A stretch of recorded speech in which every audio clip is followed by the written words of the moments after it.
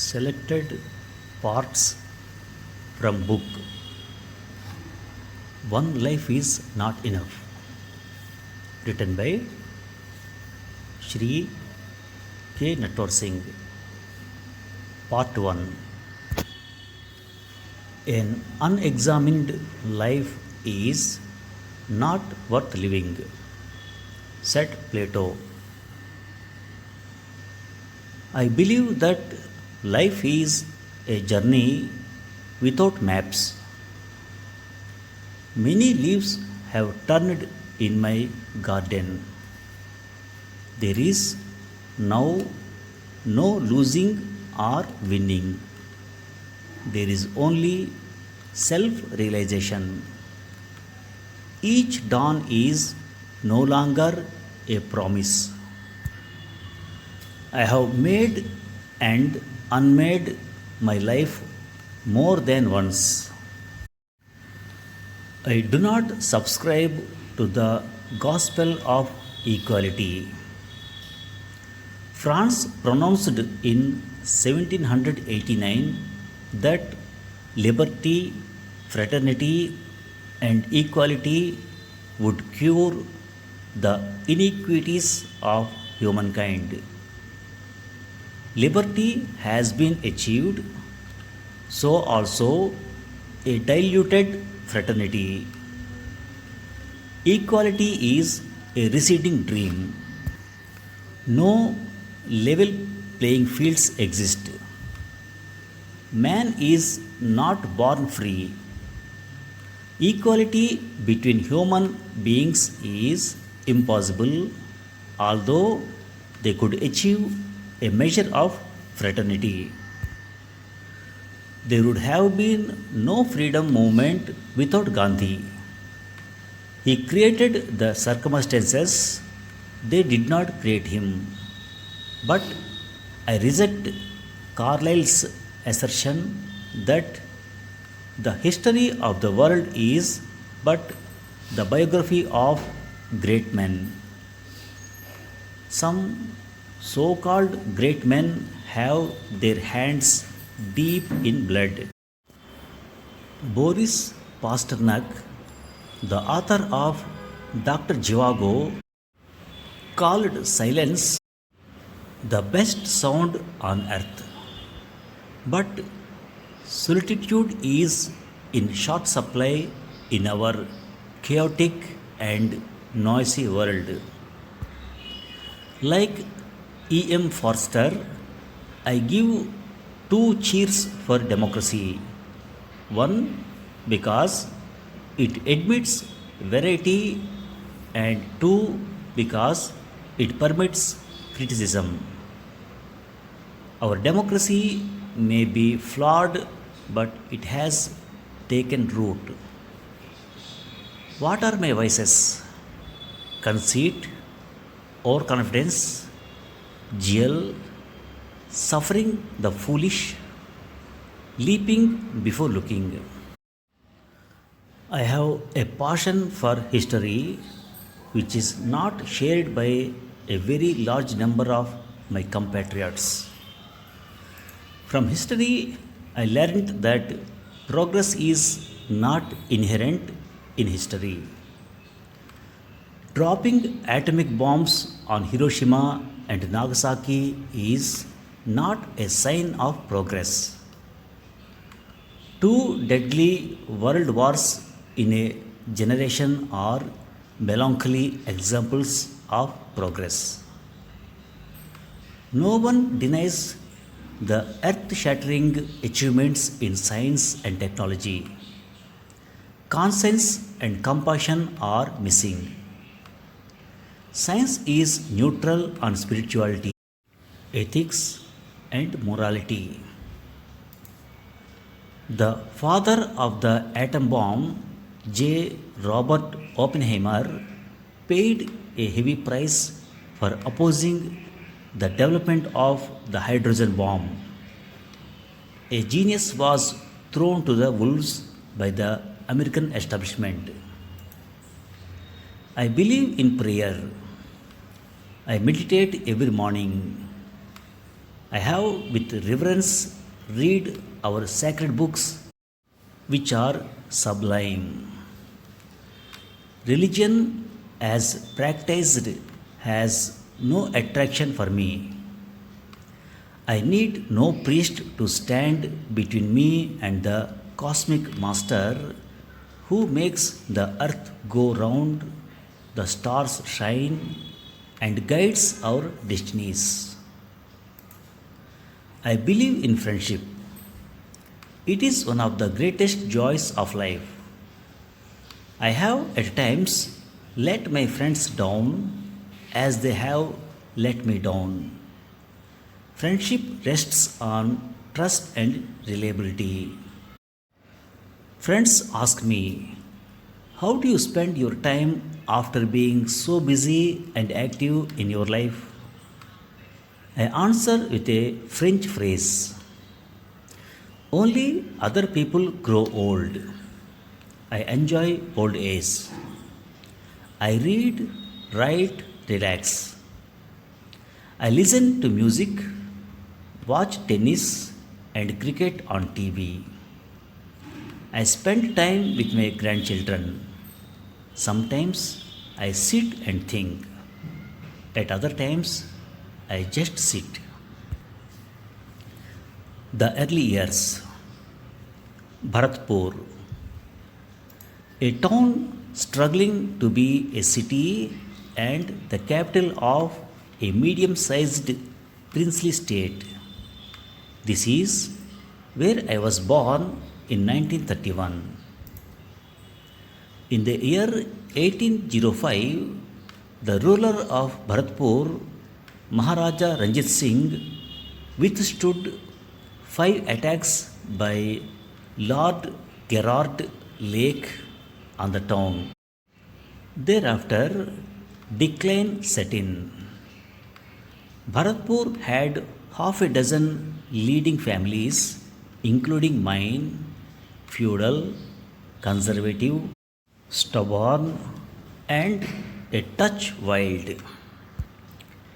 Having mastered the art of survival, this small group had generally flourished. My ancestors served the founders of the Bharatpur dynasty for generations. This was at the end of the 17th century.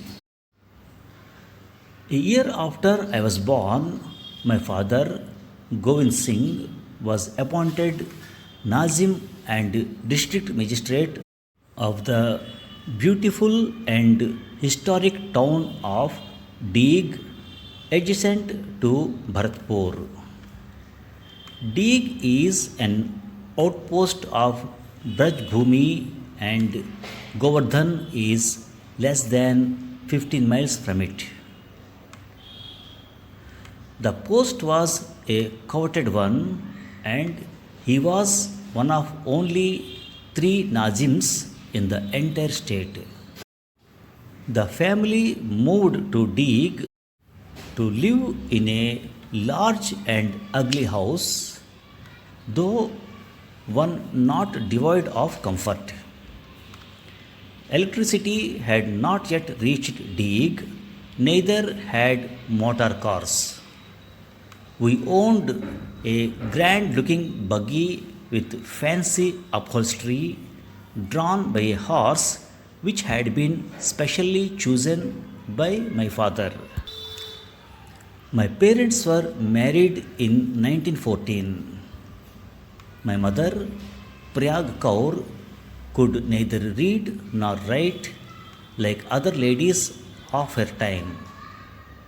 She was stubborn, self willed, and moody, yet also magnanimous. She suffered from depression. My father looked after my mother for over 50 years, even though he could have married again, as was the custom in those days. My mother was not an easy person to get on with, but my father never lost his temper or serenity and remained steadfast by her side. Father's tenure as Nazim was eventful and he earned the respect and affection of town people by handling tricky and complex situations with patience yet firmness. His work notwithstanding, father utilized his time at Deeg well. Since he did not have much by way of academic distinction, then, though he was an excellent horse rider and an energetic hockey player, he used this period to study law. My earliest memory is of sitting on the lap of my grandfather. His white flowing beard was receiving disrespectful treatment from a spoilt brat not yet 5. His sister was married to Maharaja Jaswant Singh of Bharatpur. She had a son who, before he reached the age of 10, was poisoned. Sinister intrigue was a chronic feature in princely India.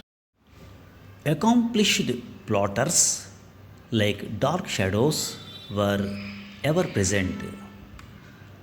My grandfather was short, sturdy, strong.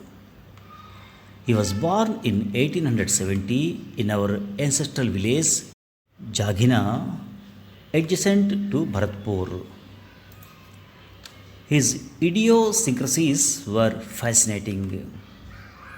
The family barber was in awe of the patriarch who would not bend his head while getting his hair cut.